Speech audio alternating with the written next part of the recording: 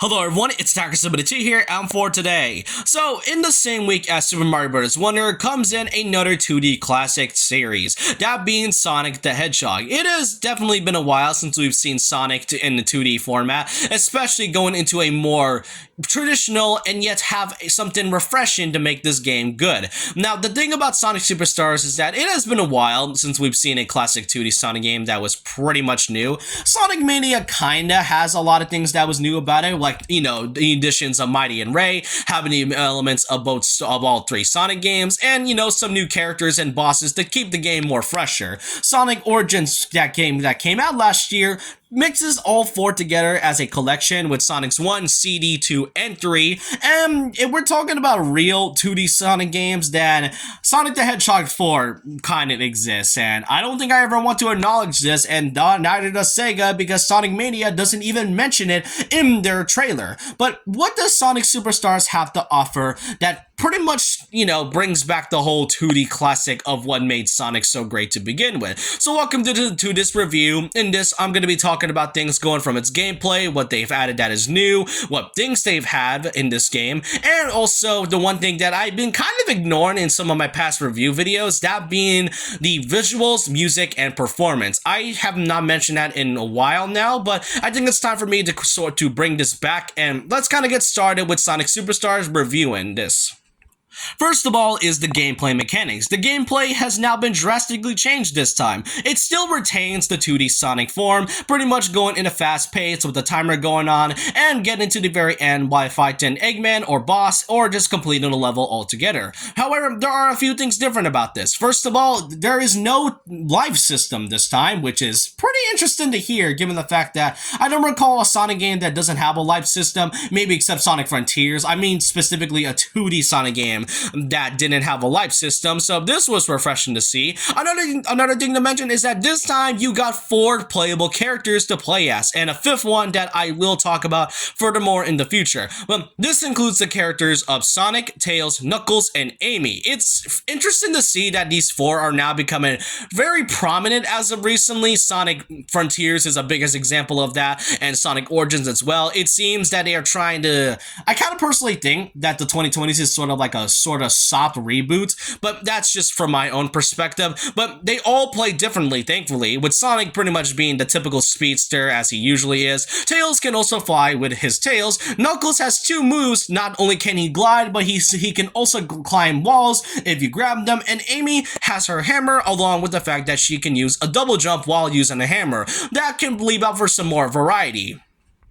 Now, not only that, aside from Eggman, we also got a returning character that we never thought we'd see in a 2D Sonic game, and another one which is a brand new character. Aside from Dr. Eggman, we also got Fang, who has now been called Fang the Hunter, now instead of being called Fang the Sniper. Interesting to hear, given the fact that the last time we technically saw Fang in an official Sonic game was, I guess if you count Sonic Mania, since he did appear in that one, but seeing Fang actually being in this new 2D Sonic game, like an actual modernized 2D Sonic game, was pretty surprising on its own, and he plays a drastic big role in this. And we also got the newest character made by the same artist, made by one of the artists that is pretty well known, named Trip the Sungazer, which is a type of lizard, by the way. Trip is a pretty cool character, and I like her new addition. She adds the nice contrast between Fang's, stubbornness and trying to get things through, with Trip being a sort of shy and nervous kind of character. That's what I really like, along with the fact that she was hired from Eggman as well, leaving for some nice character variety in this one. Now, as I mentioned, you can play as 4 characters, and not just that, you can all play together in a 4-player co-op multiplayer, which that is something I never thought I'd see in a 2D Sonic game of all things. Now, I mean, it looks like they're trying to go into like the 2D Mario route of having 4 characters at once. I have not experienced this yet, but from what I've seen, it definitely does play pretty well, but I can tell there's going to be some a lot of some conflict between playing voice 4 characters, especially in a game that is known to be pretty fast. Now, coming alongside it are its some bundles. Aside from the typical old classic modern Amy look, especially if you pre-ordered it, I unfortunately did not pre-order this game since I bought it the day when Mario Wonder came out, but Sonic Superstars does feature a classic Amy outfit, being the modern Amy if you pre-ordered it, and alongside it, you can also get the digital deluxe edition by also getting these specific outfits and other things, like the digital art book and mini original soundtrack, which I will get to later on, a bonus menu wallpapers, exclusive mecha parts for battle mode, which I will also talk about, a rabbit skin, which is actually Sonic's original concept design, who is called Feels the Rabbit, and some Lego packs for this for pretty much given, it's basically character skins. This is happening with Sonic and Eggman if you also pre-ordered it as well. Now back to some gameplay itself, like I said, it does play like the typical 2D Sonic fashion. However, there's a lot of things different about it. Aside from the 4-player co-op, every world itself is unique and different. Instead of just, the typical Green Hill Zone or anything, or, Emerald Hill or any type of that came from the old 2D Sonic games, this time you got into some more worlds, which technically means this is the first 2D Sonic game that doesn't feature Green Hill Zone, the one place that everybody is known, that every Sonic game is known for. Green Hill Zone has been omitted in this one, but it's nice and refreshing to see, especially when you go into different areas. Each area also has their own unique gimmick, and each zone can leave out some nice variety, which I do appreciate. I like to have a nice fun challenge whenever I go to a new zone, especially whenever you see something that is visually refreshing. Now, the special stages and bonus stages are now back, and this time you can also collect the Chaos Emeralds, which works very differently this time. You can get them via going into special stages, in which as you progress through the story, they kind of become a little bit more difficult as it goes on. However, it does leave out some nice variety for each of the Chaos Emeralds. And the special stages, the bonus ones to be exact, they aren't actually as bad as I remember. I did not like the original, or maybe it was just a skill issue of mine, but I do personally prefer these special stages, as they do leave out some nice, it's easy to do and you aren't able to fail easily. But back with the Chaos Emeralds, this time they are more different, as they each give characters their own unique abilities, with each color having their own unique powers for all characters. For example, the blue Chaos Emerald can clone Sonic and summon a bunch of them. And the cyan one, the cyan one, he can also transform into water. The red one can basically transform, your character into fire. Yellow can slow down time. Green can summon an Ivy. You get my point. Each of them has their own unique mechanic, and I kind of tend to forget about this, given the fact that this game is all about going into a very fast-paced and all, but it is nice to do it, because when you get new abilities, it offers some replayability going back to the past zones. Each of them has their own unique puzzles, and you can also get them via medals, which is actually why the bonus stages exist and why the battle mode also happens as well.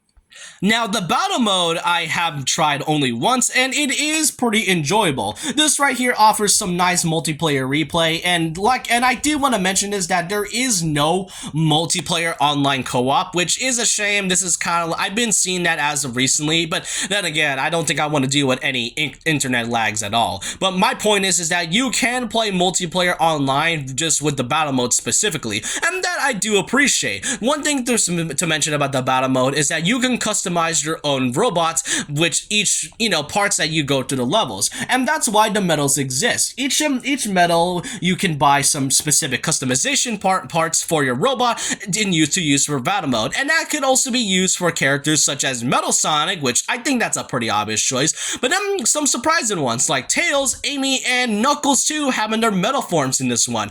Which, it's funny enough, because this is actually the very first time SEGA has ever acknowledged Metal Knuckles since Sonic R from the 90s. So that is something I never thought they would acknowledge again, and especially given out Metal Tails of all things. I mean, I remember Tails doll, but Metal Tails and Metal Amy is something I never thought I would see. Metal Sonic makes sense and all, but the battle mode is pretty fun in general. If you have friends, then it's even more funner. Now we gotta talk about the game visually, along with its performance and music. Now, this is specifically on the Switch version. This is only from my perspective as well. But when it comes to Sonic Superstars performance on the Switch, I'm gonna say that there are moments where it does run well, but there are also some moments where it doesn't. Whenever the game loads, it takes it. I remember yesterday when I was playing Sonic Superstars, the game loading only took about, it was fast, but then when it loads into like a specific zone or level, it took about 30 to 40 seconds for it to come out. But really, the performance is pretty okay on the Switch. You can also notice some graphical difference from the PlayStation and the Xbox graphical wise, and its performance visually along with the Switch. You may have noticed some pixels from each part, aside from the actual polygonic and the PlayStation version and all. But the visually, it is great. Performance-wise, could use some work, but is okay.